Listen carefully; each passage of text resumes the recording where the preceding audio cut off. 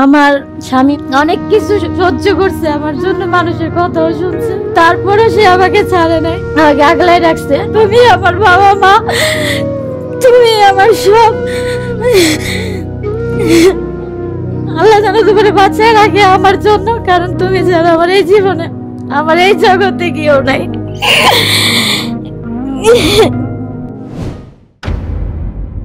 আমি যখন ছোট তখন আমার বাবা মা ডিভোর্স হয়ে যায়, তাদের মতো তারা সেটেল হয়। তো ওই ছোট থেকে আমার নানুর কাছে বড় হই। আমার নানুর বাসায় আমি অনেক কষ্ট করে বড় হয়েছি, আমার নানুও কষ্ট করছে। হয়তো সে না থাকলে আমার কোনো অস্তিত্ব থাকতো না, কারণ আমার মা আমারে কখনোই দেখে নাই। জীবনে আমি অনেক কষ্ট করছি, অনেক দুঃখ করছি। আমার বয়স যখন 18 হয় তখন আমার নানু আমার একটা জায়গায় বিয়ে ঠিক করে। তো সেই জায়গা হচ্ছে আমি বিয়ে করি। যেখানে আমি বিয়ে করি সেই জায়গা হচ্ছে আমার বিয়ের যারা দিছে গ্রামের মুরব্বীরা, তারা আমাকে প্রশ্ন করছিল যে তোমার বাবা মা আছে? আমি বলছি না, আমার মা মারা গেছে। আমার মাও মারা গেছে, বাবাও মারা গেছে। মানে আমার মার উপরে খুব অভিমান ছিল, কষ্ট ছিল যে আমার মা কেন আমারে ফালায় রেখে গেছে। তো সেই ক্ষেত্রে অনেক কষ্ট করছি, অনেক কিছু মনে করে আমি আমার মার কথা লুকাইছি যে আমার মা না থাকার মতো, যেটা এই জন্য আমি বলছি আমার মা মারা গেছে। আমি গ্রামে আমার মার কথা লুকাইছি, এখন পর্যন্ত সবাই জানে মা মারা গেছে, কিন্তু আমার মা বেঁচে আছে। মাফ করে দিবেন। আমার স্বামীও জানতো না, ঘটকের মাধ্যমে বিয়ে হয়েছিল আমার। তারপরে কথাগুলা লুকাই কারণ আমার পরিস্থিতির কারণে, কারণ আমার পায়ের নিচে মাথায় বোঝার কোনো স্থান ছিল না। মিথ্যা বলছি বাবা মার ব্যাপার নিয়ে, তো আমারে মাফ করে দিবেন। আমার শাশুড়ির কাছেও বলি আমারে মাফ করে দিবেন। আর আমি যদি আমার শাশুড়ির সাথে কোনো অন্যায় করে থাকি, আমার শাশুড়ি যেন আমারে মাফ করে দেয়। আপনার শাশুড়ি এখন পর্যন্ত জানে যে আপনার মা নাই? হ্যাঁ, আমার মা তো কখনো খবরই নেয় নাই। আমি যে মিথ্যা কথা বলছি আছে না, অনেক সময় অনেক মানুষের ক্ষেত্রে বিষয়টা যায় না যায়। আমার মা, আমি যদি ভুইগাও মরি বা যদি না খাওয়া থাকি, আমার মা আমারে কখনো বুঝকে দেয়। আপনার মা আপনার থেকে কত দূরে থাকে? আমার বাসার সামনেই থাকে। আপন মা? হ্যাঁ, তারা এখনো জানে যে আমার মা নাই, কিন্তু আমার মা বাচ্চা আছে। আপনারা কিছু মনে করবেন না, আপনারা হয়তো ভাববেন যে মার নামে এগুলা বলতে, আমি কখনোই বদনাম করতে চাই নাই। আমার মা আজকে আমার এই জায়গায় আনতে বাধ্য করেছে। শাশুড়িরই বলতেছি, আমার শাশুড়ি যেন এই কথাটা শুনে। আপনি আমার কত অবহেলা করছেন আমার বাবা মা নাই বলে, কিন্তু আমার মা আছে, কিন্তু আমার না থাকার মতো, তাই আমি তারপরে যে আমি লুকাতে বাধ্য হয়েছি। একদিন হলে সব জানবেন, এজন্য আমি আজকে বিষয়গুলা ক্লিয়ার করে দিলাম। আর গ্রামের লোক আমার বাবা মা নাই বলে আমার কত কথা, কত রকমের কথা শুনেছে। আমি তো আর আবার এগুলার জন্য দায়ী না, আমার পরিস্থিতির জন্য আমি দায়ী না। আমি না পারি, আমি না পারি, আমি মিথ্যা কথা কইছি। আমি দেখছি মানুষের মা যদি খারাপ কাজও করে, তার সন্তানদের বুকে নিয়ে থাকে। আমি পাবো না, আমার মার ভালোবাসাই পাইলাম না। আমার চোখের সামনে একজন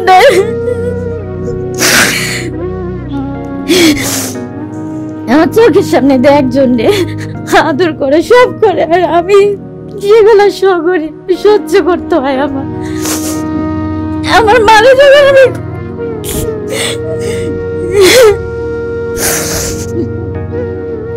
আমার মারা যখন আমি বলি যে তুমি ওরে আদর করো, আমি তো তোমার পেটে উঠছি, সেক্ষেত্রে বলে তোর আমি পালি না, আমার মায়া হয় না।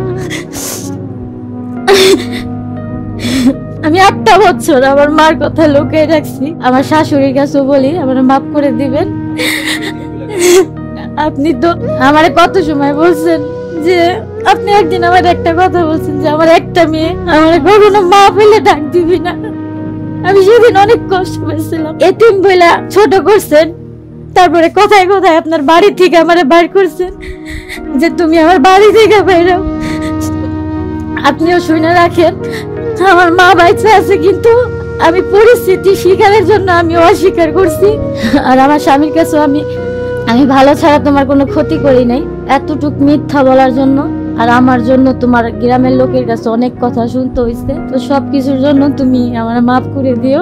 আমি বলি আল্লাহর কাছে যে আল্লাহ তুমি আমার হায়াত, তুমি আমার বাবুর বাবারে দিও। সে যদি না থাকতো আমি রাস্তায় নেমে যেতাম। আমি আমার 8 বছরের সংসার, আমার স্বামী আমার ভালো রাখছে, আমার জন্য অনেক পরিস্থিতি শিকার গেছে, অনেক কিছু সহ্য করছে আমার জন্য, মানুষের কথাও শুনছে, তারপরে সে আমাকে ছাড়ে নাই, আমাকে আগলায় রাখছে। তোমার কাছে খুব কৃতজ্ঞতা যে আমার হায়াত যেন তোমার নাই। তুমি আমার বাবা মা, তুমি আমার সব। আল্লাহ যেন তোমার বাঁচায় রাখে আমার জন্য, কারণ তুমি যেন আমার এই জীবনে, আমার এই জগতে কেউ নাই। আল্লাহ বাঁচিয়ে রাখে। আর তুমি মানুষটা যে কত ভালো, আমার শাশুড়ি আজ পর্যন্ত তোমার চিনতে পারে নাই। আমি একটা কথা বলবো আমার শাশুড়ি, যে আপনি ওর মতো একটা ছেলে পাইছেন, কেমন আপনি আমার স্বামীর দাম দেন নাই, ছেলে বলে কোনো মূল্য দেন নাই। আপনার যা খুশি মুখে আছে আপনি তাই বলছেন। গ্রামের লোকের কাছে আবার আপনি ছোট করছেন। আমার গ্রামে আমি আজারে বাজারে হাঁটতে পারি না, আমার মানুষ যা তা বলে। আপনি সত্যি করে বলবেন, আপনার যদি কি আমি এমন কোনো কাজ করছি, এমন কোনো অন্যায় করছি, আপনি কি বলতে পারবেন মানুষের সামনে? আমারে ভালো রাখার চেষ্টা করেন। আমার বাবা মা নাই, আমার পৃথিবীতে কেউ নাই, আমার এক নানি ছাড়া আমার কেউ নাই। আমার নানি যদি মারা যায় আপনারাই আমার সব, সে জায়গা আপনারাই আমার আঘাত দিয়ে কথা করেন, এতিম বলে আমারই করেন। বাড়িতে কেউ জিজ্ঞেস করলে যে বোর বাপের বাড়ি কই, আপনি বলেন ওর আল্লাহর দুনিয়ায় কেউ নাই। আপনি তো বলতে পারতেন যে ওর সবই আমরা, সে জায়গা আপনি আমাদের সব সময় আমার সাথে বাজাবাজি করছে। আরেকটা কথা বলি আপনারে, আপনার আমি মা বলার একদিন একটা কারণ, আপনি একদিন বলছেন যে আমার একটাই মেয়ে, দিয়ে আমার মা করে ডাক দিবেন। আপনি আমার সাথে আমার 8 বছর বিয়ের বয়স, আপনি আমার সাথে অনেক খারাপ কিছু করছে, আপনার কখনো আঘাত দিয়ে কথা কইছে। আপনি যদি বলছেন তানি তুই আমার একটা জিনিস খাওয়া, আমি সেটা যেমনে পারছি আমি আপনার আইনাই করছি, আপনার খুশি রাখছি। কিন্তু আপনি সবকিছু নিয়ে আমার সাথে বেমানি করলেন। পরিবার নাই, আমার ফ্যামিলি নাই, সেই অনুযায়ী আপনি আমারে কখনোই দাম দেন নাই। বলছেন যে অমুকের বউ এটা নিয়েছে, অমুকের বউ এটা নিয়েছে, তুই তো আনস নাই। কিন্তু আমি তো আমার জন্য দায়ী না। হয়তো আমি আপনার ছেলের ভাগ্যে ছিলাম, আমি আপনার ছেলের ভাগ্যে ছিলাম, আল্লাহ রাখছিল তাই বলে হয়েছে। কিন্তু আমার বাবা মা নাই, তো যে আমার বাবা আধবুড়া জিনিস এনে আপনার বাড়িতে দিবে, এগুলা ঠিক না, বুঝছেন? এগুলো ঠিক না। আপনি আমার অনেক কষ্ট দিয়েছেন, আমার অনেক অগান দিয়েছেন। নানুরে কইতেছে, নানু আমি তোমার অনেক মায়া করি, অনেক মায়া করি। তুমি না থাকলে আমার কোনো অস্তিত্ব থাকতো না, আমি খুব অসহায় হয়ে যেতাম। তুমি আমার ভুল বুঝো না নানি, তুমি আমার সুখের জন্য অনেক কিছু করছো, আমার সুখের জন্য তুমি নানু অনেক কিছু করছো। তোমারও আল্লাহ জানো 1000 বছর বাঁচায় রাখে। আর তুমি একজন মহিলা না, তুমি একজন যোদ্ধা। সবাই দোয়া করবেন।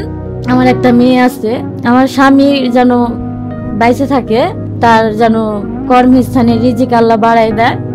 বিদেশ চলে গেলে অনেক ছেলেরা আছে বউ রাইখা অন্য মেয়ের সাথেই করে, কিন্তু সেই ক্ষেত্রে আমার স্বামী আমার সাথে কোনো বেইমানি করে নাই।